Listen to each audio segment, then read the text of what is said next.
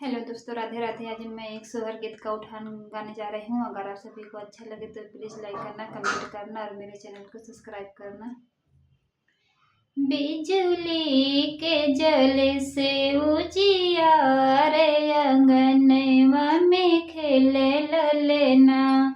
बिजली के जल से उजियारे अंगनवा में खेले ललना। बहरे से सासुआ में हंसते बोलते या में पनेवा कुचते या में हो।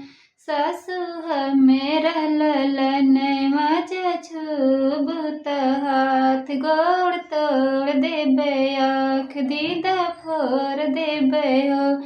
सासु सहली बेदनिया के पीर खेलावे दैया आई गैलू हो। सासु सहली बेदनिया के पीर खेलावे दैया आई गैलू हो। बिजली के जल से उजियारे अंगनवा में खेले ललना। बहरे से जेठनिया में हंसते बोलते या में पनेवा कुचते या में हो। जेठनी मेरा ललनवा छूबत हाथ गोड़ तोड़ देबे, आँख दीदा फोड़ देबे हो।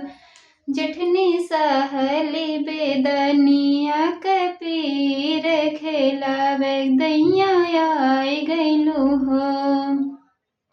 जेठनी सहली बेदनिया के पीर खेलावे दैया आई गैलू हो।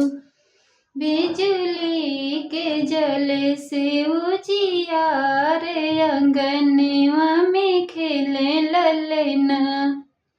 बहरे से ननदिया में हंसते बोलते या में पनेवा कुचते या में हो।